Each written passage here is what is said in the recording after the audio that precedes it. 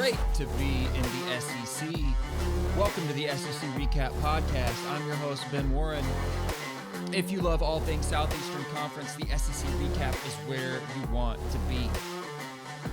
This is part 2 of our Week 3 recap. Yesterday we covered the SEC East. Today we're going to dive in and cover the SEC West and also look ahead a little bit to Week 4, some game previews, predictions, and that sort of thing.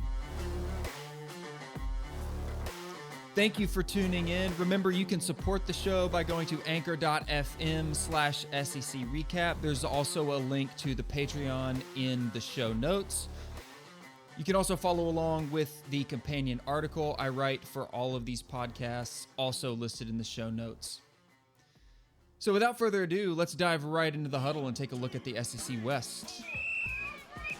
Come on, huddle up. Remember, yesterday I said that I'm dubbing this the weekend of redemptions and oopsies. So we're starting off with an oopsie. Arkansas, big oopsie, almost oopsie. The Bobby Petrino Family Bowl. I think they were handing out neck braces to everyone who had a ticket to that game. This almost went really bad for the Hogs. And I think that was primarily thanks to Missouri State's passing game, taking advantage of a weak Arkansas secondary that's given up over 1,000 yards through 3 games. They've given up over 300 air yards in each of their 3 games, compared to just giving up 68 average on the ground. So Hogs have a good offense. They have a good run defense, but any team that can throw can compete with them and possibly beat them through the air. Not super worried about that when they face Texas A&M coming up. Talk about that a little bit more here in a bit.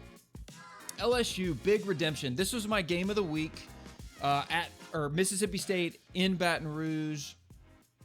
I consider this an upset. I think the Bulldogs were favored by most going into this matchup, and late third quarter, early fourth quarter, LSU started making it look very lopsided. Jaden Daniels was way better than Will Rogers. And the Tigers' offense was balanced, 206 on the ground, 210 through the air. It started slow for the Tigers, but they just ran away with it in the fourth quarter. This was a big-time turnaround for Brian Kelly and that squad. And as you look forward to what's ahead on their schedule, you know, they got a cupcake next week, New Mexico, but then they go to Auburn. I'm not sure they're very worried about Auburn. They do have Tennessee coming up the following week. Tennessee's offense has been red hot, but you know, the Tigers found a way to slow down Mississippi State. Different scheme there, but you know, probably some similar things defensively they'll look to lean on versus Tennessee. They go to Florida. Florida's not looking like a top SEC team right now. They do host Ole Miss, followed by Alabama, followed by going to Arkansas. They get Texas A&M last week of the schedule. You know, just off the cuff here looking, I think Auburn's a win. Tennessee coin flip. Florida, I think, is a win. Ole Miss is going to be tough. I'm going to lean Ole Miss. Bama, I lean Bama. Arkansas, maybe closer than we thought beginning of season, but I'm going to lean Arkansas for now. And then Texas A&M, I think they can win the Texas A&M game. So of those 1, 2, 3, 4, 5, 6, 7 SEC games on the schedule, I think they easily have 1, 2, 3 wins. 3 wins, maybe a coin flip and a couple losses. So all in all, I think a lot better outlook, a lot more positive outlook for the LSU Tigers after that win versus Mississippi State. On to Alabama. You know, when you're this good, when you're as good as Alabama and Georgia, there's just not a whole lot to say. This was a dominant performance. I don't think anybody would have expected Bryce Young to throw 2 interceptions to UL Monroe. And in fact, Bryce Young is currently ranked 7th among SEC QBs.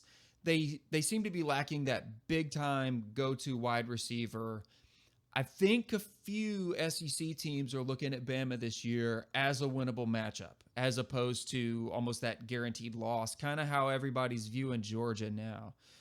They go on the road to Tennessee. They do tend to play a little bit worse or maybe even down to their competition when they go on the road. So I think a lot of teams that are hosting Bama might be looking at that as a possible win this year.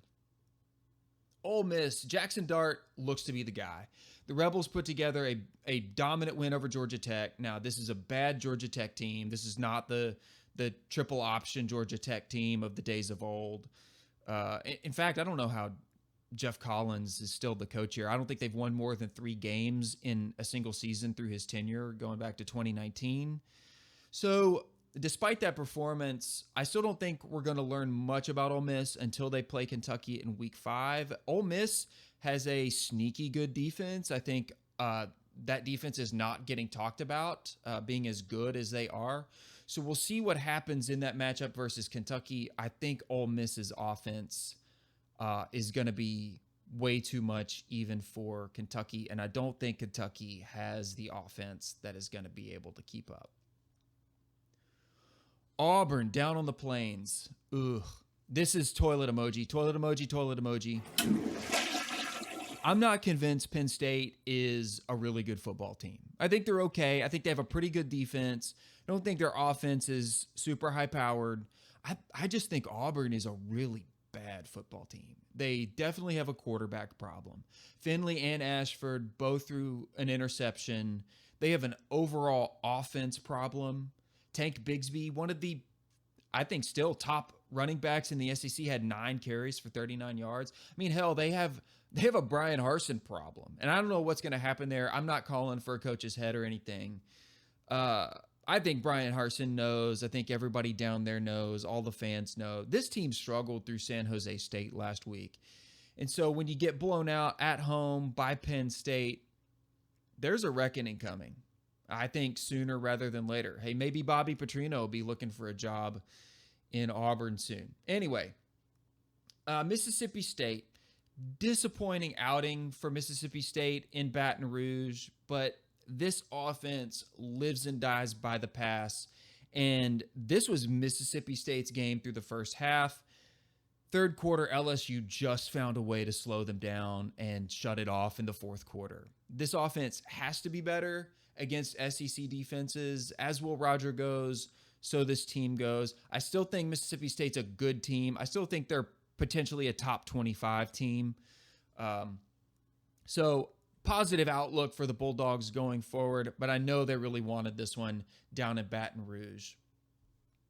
Texas A&M got a little redemption here. You get a top 25 victory over number 13 Miami, but man, I think it's clear to everyone why College Game Day chose Boone, North Carolina over College Station.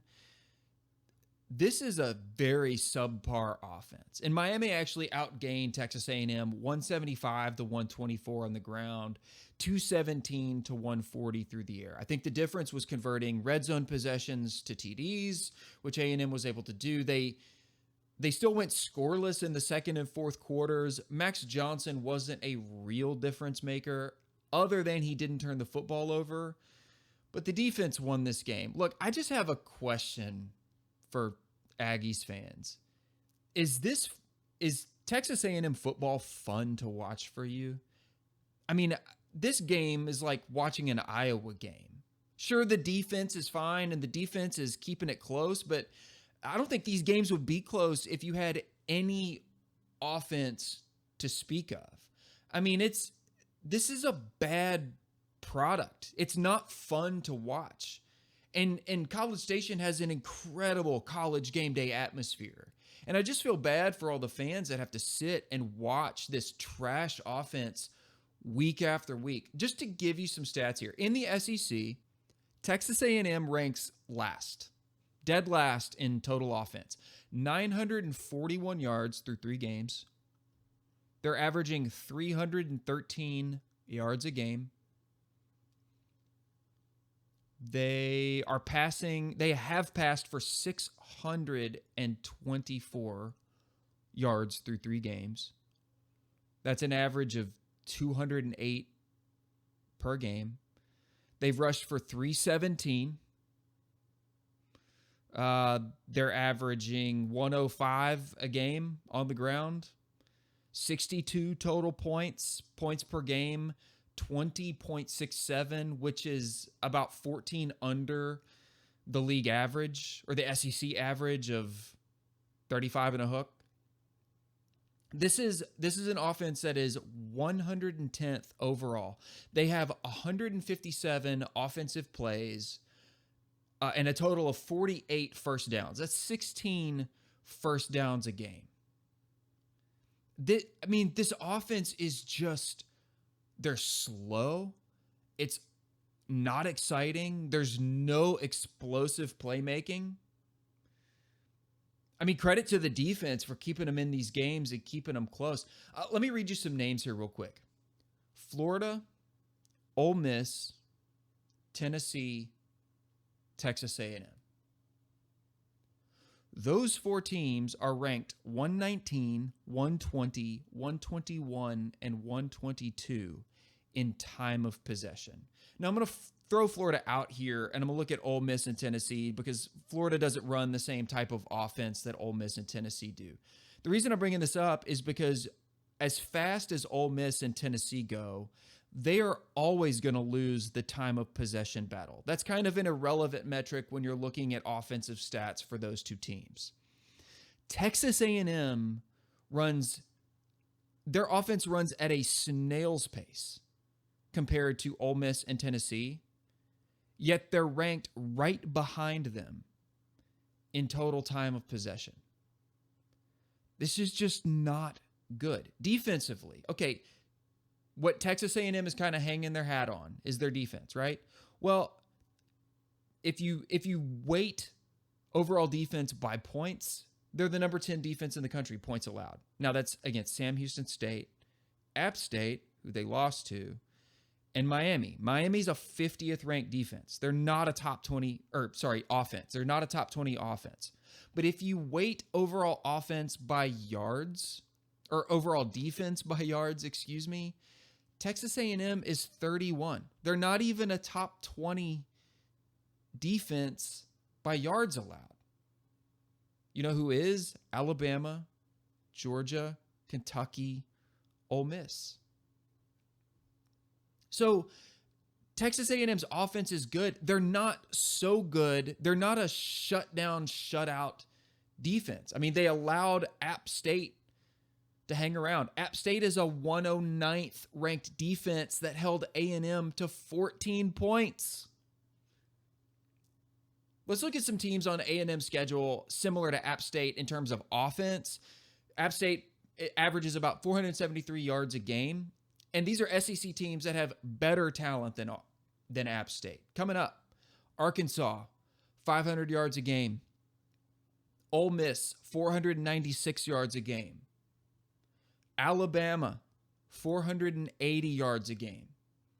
LSU, 439 yards a game. Again, compare that to total yards a game of 313. All of these teams are outgaining Texas A&M by at least 100, some almost 200 yards a game of offense. I don't think their defense can be good enough this season to keep them in games in SEC play against offenses that are going to score points on their defense. Now, I'm not really meaning to dig into Texas A&M here. It's just this is really one of the only teams with a game worth talking about coming up. Well, it's sort of a road game. It's a neutral site game. They play at Jerry World. They got Arkansas coming in. Arkansas is a good offense. They're not a great defense. In fact, I think they have the 50th ranked passing defense. And so if a team is going to beat Arkansas, they're going to do it through passing. But Texas A&M has the 99th ranked overall passing offense. Texas A&M is not going to beat Arkansas by throwing on them. I mean, if there's a narrative here, that's probably it. But they just need more to happen. Max Johnson looked okay. He was more consistent than Haynes King. I'm sure it was a breath of fresh air for a lot of fans watching this game. But I don't think you can look to Max Johnson as a real difference maker. You've got to have something step up in this offense. You need a coordinator who can really make this work. But look, coordinators can only do what head coaches allow them to do. And I don't know if there's an offensive coordinator in the country who Jimbo Fisher would just kind of let loose and say, okay, make this offense great. And I think if you lose A-Chain and Smith for any reason this year, what does Texas A&M have left? I mean, God forbid they get hurt. I'm not saying I want that to happen or I expect that to happen or anything. But those are their two biggest offensive playmakers. And if they get hurt, who's putting up yards? Who's putting up points? I'll hold off on my score prediction. But since this was going to be a shorter episode anyway, I just wanted to talk a little bit more about Texas A&M and what's going on down there in College Station. Now, I gave my power rankings yesterday. I'll go through those on today's episode real quick. If you want to hear my reasoning and my rationale for why I placed all these teams, you can go back and listen to them yesterday, particularly the bottom three, South Carolina, Missouri, and Vanderbilt, that I have 14, 13, and 12 respectively. So go back and give that a listen if you'd like to hear more on why I think those three are rounding out the bottom. But then coming in at 11, I have Auburn. Texas A&M sits at number 10 right now until they prove me otherwise. Number 9, Florida. Number 8, Mississippi State. Number 7, LSU. They moved up thanks to that turnaround win over Mississippi State. A good Mississippi State team. Number 6, Arkansas. Number 5, Kentucky. Number 4, Ole Miss. And 3, 2, and 1, I have Tennessee, Alabama, and Georgia. All right.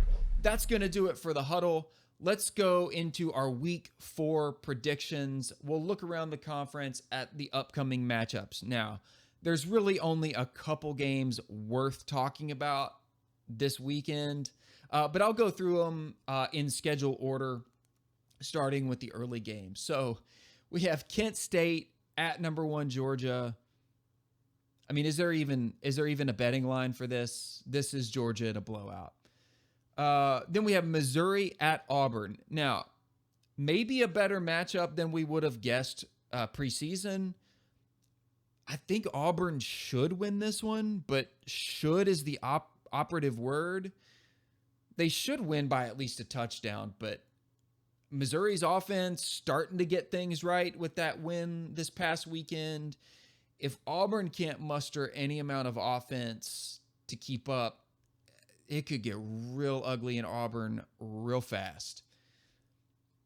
Bowling Green going to Mississippi State. Come on. Bulldogs should win this one by 2 or 3 touchdowns. Number 20, Florida at number 11, Tennessee. This is my game of the week. I am not going to cover this one. Stay tuned for my game of the week article and game of the week recap. That'll be out on Thursday or Friday. I'll cover this one from top to bottom. Then we got Tulsa at number 16, Ole Miss. Rebels should handle business here by a couple of touchdowns easy, maybe even another blowout. Northern Illinois, hey, they got beat by Vandy over the weekend. Vandy covered their Vegas win total 2.5 by picking up this third win. They're playing number 8 Kentucky. Vandy beat this Northern Illinois squad on the road, so enough said there. Then I think the only other game worth talking about this weekend is number 10 Arkansas, number 23 Texas A&M.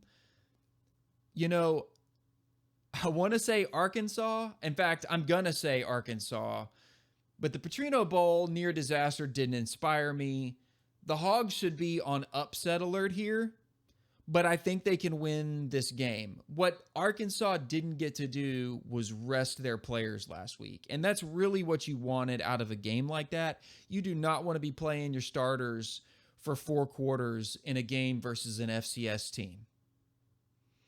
let alone Missouri State and Bobby Petrino. But they did. They hung on. They got the win. I think Arkansas can turn it around. I think that was a one-off.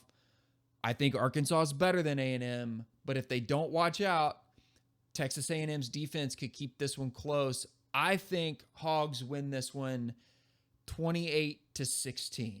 I'm getting 28-16 vibes on this game. Last game here. Sorry, not the last game. The next game, Vanderbilt at number 2 Alabama. Hey, Vandy had that video clip last week, said, hey, we want Bama, we want the SEC. Well, the last time they said that, Alabama rolled into Nashville and beat them like 50-0. So enough with that nonsense. Vandy, you're going to get Bama, and you're going to get the beatdown that comes with it. New Mexico goes to LSU. Nothing cute here. It's LSU all day. And finally, Charlotte at South Carolina. Hey, I ripped into South Carolina yesterday, and I'm sorry. I really didn't mean to upset anybody or upset the fans. Just trying to call it like I see it. But South Carolina has a get-right game here. You get Charlotte at home. You've had a rough couple of weeks in SEC play. Use this to fix some O-line and run game issues. Work on that run blocking. Get Spencer Rattler some confidence back. Get your running game some confidence back. I think you can do it here. That's going to do it for today's show. If you enjoyed this content, please give a follow on Twitter at SEC Recap. Follow me, like, comment, share my articles, share this podcast. Again, if you want to support this podcast, patreon.com/SEC_recap or anchor.fm/SEC recap. Have a great week. Have a great weekend. Be on the lookout for my Game of the Week pod this Thursday or Friday. And it's great to be in the SEC right here on the SEC Recap.